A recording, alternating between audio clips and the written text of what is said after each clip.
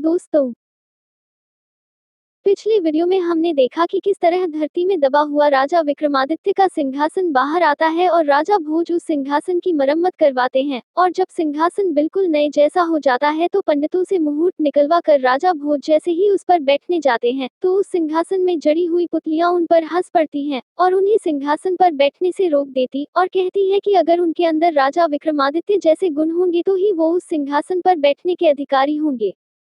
तब राजा भोज पुतलियों से राजा विक्रमादित्य की कहानियां सुनाने को कहते हैं जिससे वो उनके गुणों के बारे में जान सके और ये निर्णय कर सके कि वो उस सिंहासन पर बैठने के अधिकारी हैं या नहीं।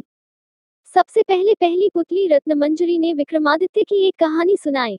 दूसरे दिन दूसरी पुतली ने, इसी तरह से अन्य पुतलियों ने भी कहानी सुनाई। दोस्तों, पहले की इन पुतलियों ने जो कहानियां सुनाई उसे हम पिछले वीडियो में सुन चुके हैं। आइए आज सुनते हैं अगली पुतली ने क्या कहानी सुनाई। पांचवी पुतली लीलावती ने सुनाई कहानी। हमेशा की तरह एक दिन विक्रमादित्य अपने दरबार में राजकाज निपटा रहे थे, तभी एक ब्राह्मण दरबार में आकर उनसे मिला। उसने उन्हें बताया कि अगर वे तुला लग्न में अपने लिए कोई महल बनवाए तो उनके राज्य की जनता खुशहाल हो जाएगी और उनकी कीर्ति भी चारों तरफ फैल जाएगी।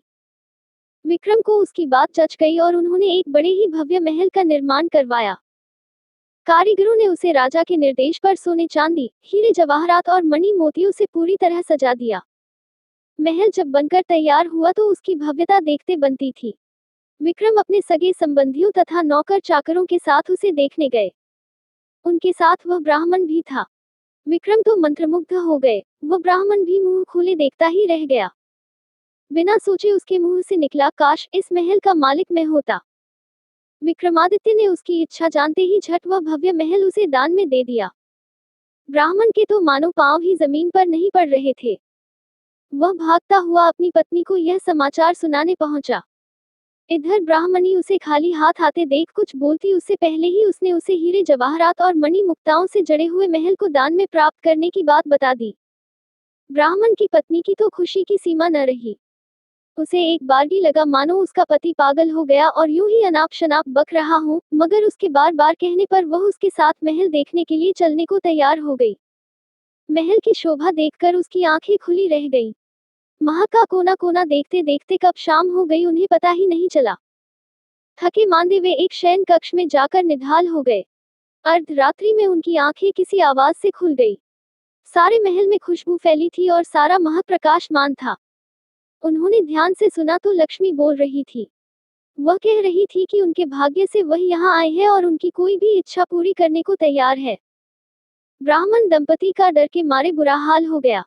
ब्राह्मणी तो बेहोश ही हो गई। लक्ष्मी ने 3 बार अपनी बात दोहराई, लेकिन ब्राह्मण ने कुछ नहीं मांगा तो क्रुद्ध होकर चली गई। उसके जाते ही प्रकाश तथा खुशबू दोनों गायब।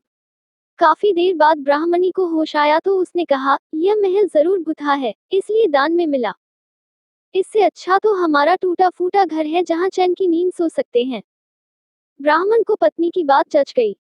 सहमे सहमे बाकी रात काटकर तड़के ही उन्होंने अपना सामान समेटा और पुरानी कुटिया को लौट आए। ब्राह्मण अपने घर से सीधा राजभवन आया और विक्रमादित्य से अनुरोध करने लगा कि वे अपना महल वापस ले ले। पर दान दी गई वस्तु को वे कैसे ग्रहण कर लेते। काफी सोचने के बाद उन्होंने महल का उचित मूल्य लगाकर उसे खरीद लिया। ब्राह्मण खुशी खुशी अपने घर लौट गया। ब्राह्मण से महल खरीदने के बाद राजा विक्रमादित्य उसमें आकर रहने लगे। वही अब दरबार भी लगता था। एक दिन वे सोए हुए थे तो लक्ष्मी फिर आई। जब लक्ष्मी ने उनसे कुछ भी मांगने को कहा तो वे बोले, आपकी कृपा से मेरे पास सब कुछ है।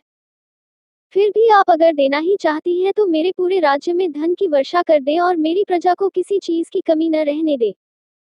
सुबह उठकर उन्हें पता चला कि सारे राज्य में धन वर्षा हुई है और लोग वर्षा वाला धन राजा को सौंप देना चाहते हैं।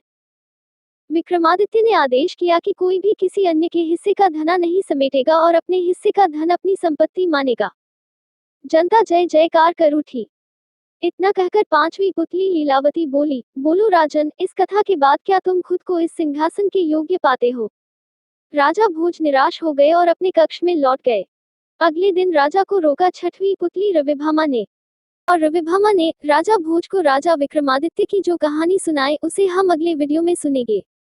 दोस्तों, अगर ये कहानी पसंद आई हो तो लाइक जरूर करिएगा, इस वीडियो को अपने फ्रेंड्स और फैमिली में शेयर करिएगा और चैनल पर नए हैं तो इसे सब्सक्राइब करिएगा ताकि मैं जब भी नई वीडियो अपलोड करूं तो आपको उसकी नोटिफिकेशन मिलती रहे और आप वीडियो को देख सकें। वीडियो देखने के लिए धन्यवाद। फिर मिलेंगे अगले वीडियो में, तब तक के लिए अपना ख्याल रखिएगा।